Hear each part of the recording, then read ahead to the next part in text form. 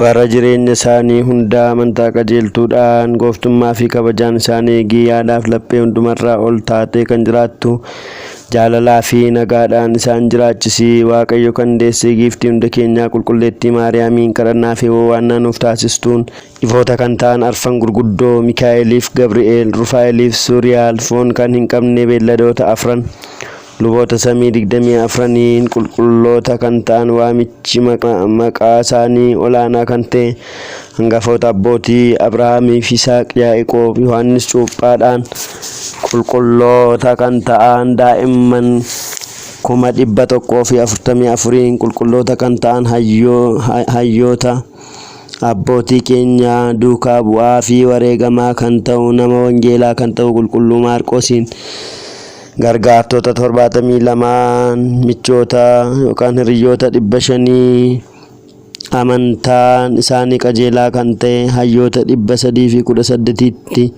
ijoollee sadanuu Anaaniyaa, Azaariyaa, Misaa'eliin qulqulloota kan ta'an ijoollee 7 hoogganaa diyaaqonootaa wareegamaa jalqabaa kan ta'e qulqulluu Isxifaanosiin, qulqulluu Giyoorgisiin nama biyya bahaa kan ta'u qulqulluu Teewodiroosiin, qulqulluu Benaaldoosiin, qulqulluu Merqooriyoosiin, qulqulluu Maamaasiin, qulqulluu Abooliin, qulqulluu Falaatiyoosiin, qulqulluu Marmiinaamiin, qulqulluu Abaadrimiin, qulqulluu Golaawdiyoosiin, qulqulluu Faasiledesiin, qulqulluu Fiiqxooriin, qulqulluu Miinaasiin, qulqulluu Qiirqoosiin, haadha Sayyeluuxaanis wareegamoota hundaanis wareegamaa ilma tokkicha kan ta'u jabaa qabsaa'aa fi dubqeerroo kan ta'e abbaa Noob gooftaadhaaf abbaa gaarii kan ta'u dhugoomaa abbaa Inxoonsiin, abbaa keenya abbaa Phaawuliin, abbootii keenya qulqulloota maqaarsota sadaniin, abbaa keenya abbaa Yohaannis gabaabaa dhugoomaa kan ta'u abbaa Bulaa, abbaa keenya abbaa Bisooy, abbaa keenya abbaa Amooniin, abbaa keenya abbaa Yohaannis Kaamaa,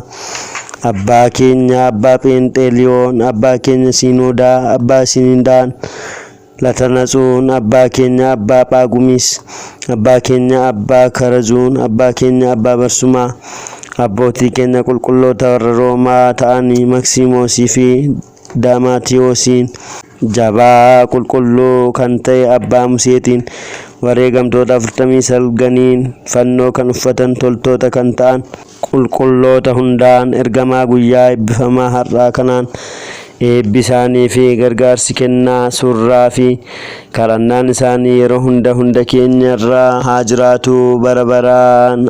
Nuuf jedhee rakkina fannoo kan fudhatee waanjoo cubburraa bilisa kan nu baasee fi harka seexaanaarraa kabajamaa dhiiga isaa fi fayyisaa kan ta'e fannoo isaatiin kan nu fayyise cubbuu addunyaa kan balleessu hoolaan Waaqayyoo kunoo egaa dadhabbii keenyaa fi kadhannaa keenya fudhadhu, humna diina keenyaas miilla keenyaa gaditti darbadhu, kan nu moo'u kiyyoo hammeenyaas kuti, torbee kanas fayyinaa fi nageenyaan nu raawwachiisi.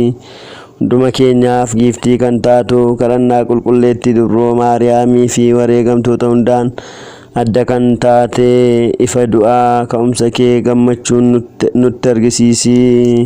Har'as yeroo hundumaas bara baraan ameen. Kadhannaa eebbaa adda kan taate qulqulluu sadan Abbaa Ilma Hafuura Qulqulluu kan wal jaallatan gartuuwwan Kiristoos kan ta'an uummata kee eebba samiiwwaniif lafaatiin eebbisi kabaji. Nurrattis kennaa Hafuura Qulqulluu ergii balbala mana kiristaanaa qulqulleettii keessa araaraaf amantiidhaan akka banaman nuuf taasisi. Hanga bara dhuma jireenya keenyaatti sadummaa kee adda akka amannu taasisi. Yaa gooftaa koo Yesuus Kiristoos gartuuwwan kee dhibaman daawwadhu, kan deemanii fi keessummoota kan ta'an abbootii keenya obboleewwan keenya dursuun nagaa fayyinaan gara mana isaaniitti deebisi. Qilleensa samii eebbisi, bokkaas bara kana biqiltoonni firii akka kennaniif arjummaa keetiin eebbisi. Yeroo hundumaa badhaadhinaaf gammachuu taasisi. Nageenya kee nuu cimsi, yeroo hunda nuuf wanta gaarii nuu taasisuuf jaboota kan ta'an laphee moototaa deebisi. Qulqulleettii mana kiristaanaa keetti yeroo hundumaa kan walitti qabaman hayyoota mana kiristaanaaf nageenya kenni. Hundumaafuu tokko isaaniif maqaa isaaniitiin cimoota kan ta'an fuula moototaa duratti nageenya baay'isiif. Yaa Waaqayyo keenya amantaa qajeeltuun ta'anii kan du'anii fi kan boqotan lubbuu abbootii keenyaa fi obboleewwan keenyaa boqochiisi. Waaqni keenya Kiristoos Yerusaalem ishee samii irratti gatii isaanii akka kennuuf qurbaanaa fi ixaana, wayinii fi meeronii, zayitaa fi golgaa, kitaaba dubbifamuu fi meeshaalee mana qulqullummaa kennuudhaan kan tajaajilan eebbisii.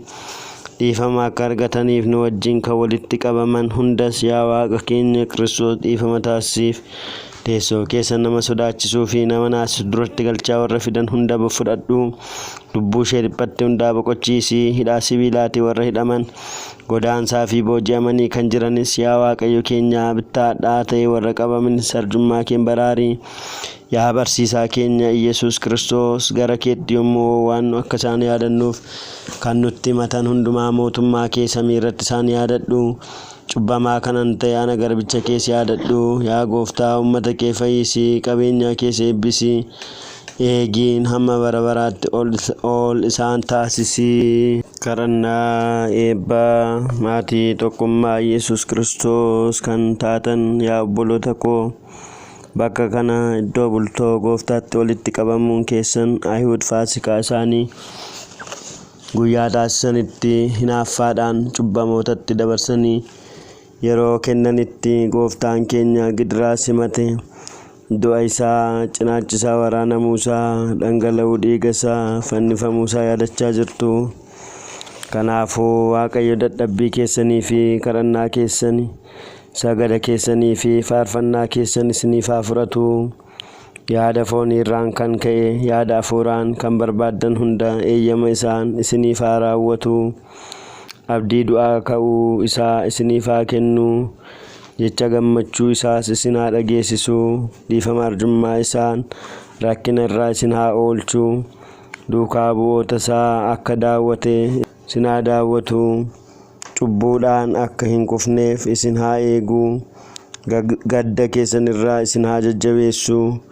Dadhabbii keessan irraa isin haa cimsu. Isiniin tajaajiluuf qophaa'aa kanan ta'e ana obboleessa keessan waliin, obboloota fagoo fi dhiyoo jiran kadhannaa keessaniin kan kadhatan hundaa waliin Gooftaan keenya Yesuus Kiristoos yeroo dhufutti guyyaa gammachuu isin waliin tokko akka ta'aniif walitti qabamaa dhufaatii abbaa keessanitti mirga isaa isin haa dhaabu. Foonii fi dhiiga Gooftaa keenya Yesuus Kiristoosiin kan tolu gammachuun gara jirutti mana isaa gara mootummaa samiitti isin haa galchu bara baraan. Ameen.